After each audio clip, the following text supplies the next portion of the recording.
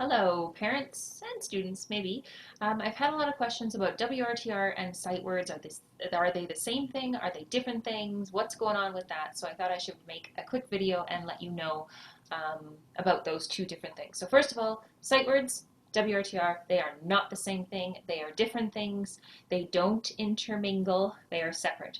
Sight words are that big white envelope that you got in your school resource package. You would have had your child cut out a picture of a stack of books, and then these are the ones that they practice each of the lists, and as they master them, they let me know. I will send you a time, and they come online with just me and them, and we run through the words.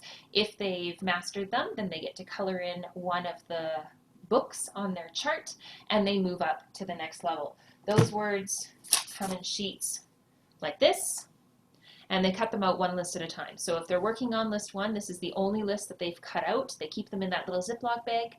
Once they've mastered them, they test them with me. They can come out of the Ziploc, go into the big white envelope, save them for later. You never know when they might need to review. And they can go ahead and cut out list two and work on that list. Okay, so that's sight words. Okay, generally, kids should be practicing sight words more frequently than longer durations. So taking your list of, I think there's probably 10 words on there, and just showing them to your child in the car if you're not driving, somebody else is driving, or when you're sitting down for supper or making supper, just show them to them and see if they can do them. There's lots of activities you can do with sight words too, but perhaps the quickest and the most effective way is just to stop for 2 minutes, flash your sight words for your kids, take out the ones they already know, just work on the ones they don't know, and the more repetition, the better. So if you did it for 2 minutes, leave it, come back to it, in a couple hours or the next day, do it again until they've mastered the words. So that's sight words. Sometimes I will assign sight word practice in independent work, sometimes not. So then it's up to you whether you want to practice them days that I don't make it part of the assignment. I think it's a good idea. It can be part of their reading time. It can be part of after school time, morning time, driving time, whatever. So that's sight words. WRTR is one of the foundational programs of FFCA. So that's when we're talking about things like phonograms. So a lot of you in kindergarten would have purchased the phonogram cards. These are the cards that I do with the kids in the morning. One of the very first things we do when they're writing them on the whiteboards is I say them to them. When I say phonogram practice, this is what I'm talking about. All the phonograms help the kids learn how to decode words, which means break the words down into the sounds and then blend the sounds together to make the words.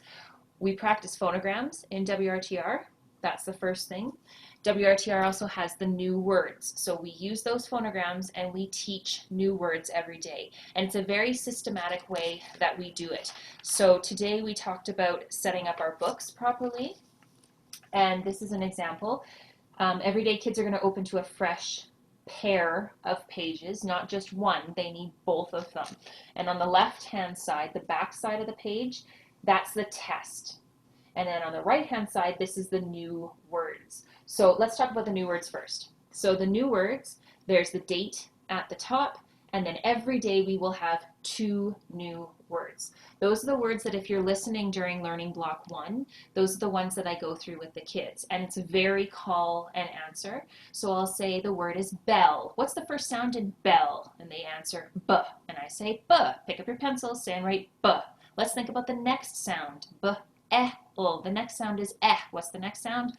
They answer eh. I say the phonogram is eh-e. What's the phonogram? They answer eh-e. Pick up your pencil, say and write eh. So these are the words that we go through with each of the phonogram sounds. This is what independent work for learning block 1 will always be. They will always need to write the words 5 times, and they will always need to write a sentence. Right now, we're just having them write one sentence. They can choose which word goes in the sentence.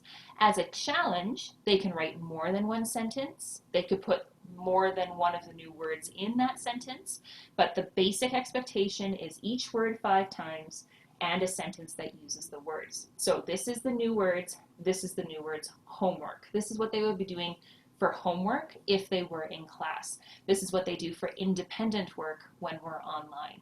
The other part of WRTR is the test. So once we've learned lots of words, it doesn't really work until we've learned some words. Every day they're going to be having a test, and this is where the phonogram and then the spelling and the marking part for the report card. I think it would have looked different in kindergarten, but in grade 1 on the report card, there's a WRTR section, and it's broken down into 3 things: phonograms, spelling, and markings. This test is where I get that information from. However, I only actually take in, on a test that looks like this, I only take in word number 1 and word number 2.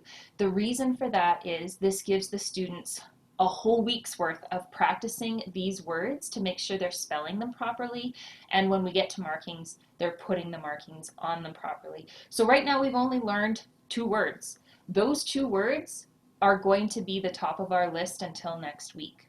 Once we've learned all 8 words, then we'll start bumping all the words up.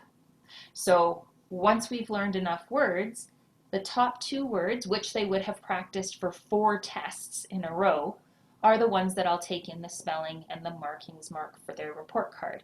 The next day, those 2 will be gone, the whole list moves up, and the 2 next words that they've been practicing for 4 days will now become the test words. So this part will make more sense, I think, once we learn a few more new words and you see how the words cycle through on the test. So your child, number 1, is never tested on words that they have not practiced at least 4 days in a row.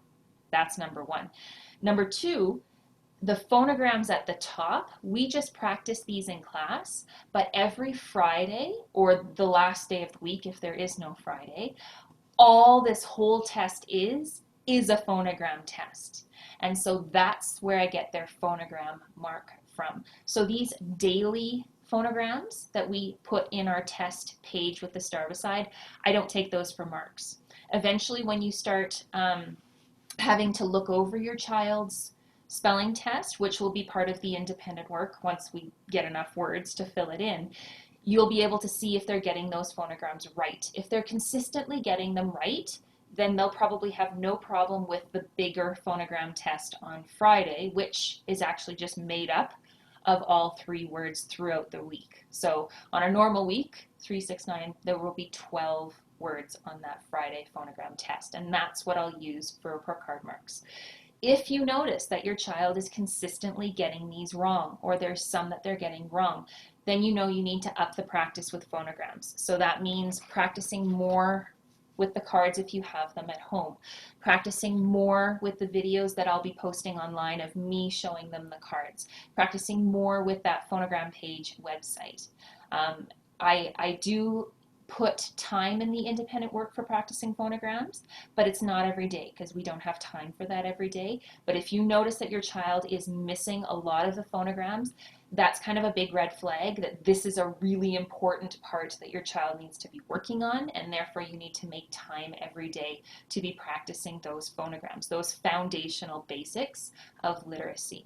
Okay, so I'll talk more about the test, like I said, as we get more words, but basically at this point what you need to know is every day we're going to be turning to the next full page.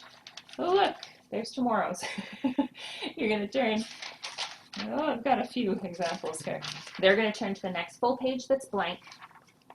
What's on the left is going to become their test with phonograms and then 8 words. Tomorrow we're only going to have 2 words because that's all we've learned.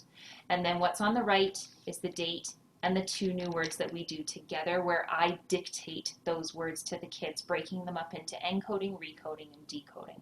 And then we've got independent work at the bottom. Okay, so hopefully that clarifies a little bit. Don't be too concerned about the test part yet. I'm not going to be taking marks at least until next week because we don't even have enough words to start having them practice consistently 4 days in a row, and then making sure that we've got lots of practice so that we have words to rotate through for me to assess them on. Right now, please make sure that your child is setting up their book like this. If the comment on Google Classroom on their independent work that they submit is, you need to check the example because you're not setting your book up properly, this is what I mean. And it's super important. I know it sounds silly, but it's very important that they follow exactly what this looks like. Otherwise, their books are going to be a really big mess and it's really not helping them set them up for success. So WRTR, sight words, different things. Both very important, but completely different programs from each other. Please make sure your child is setting up their book properly like this. We will be doing this every single day. That's how important it is, especially in grade 1. It is the first thing we do every day, learning block 1. It is the first independent work you will have every day, and we do it every single day of the week that we have school. All right, if you still have questions, send me an email and I'll do my best to answer them.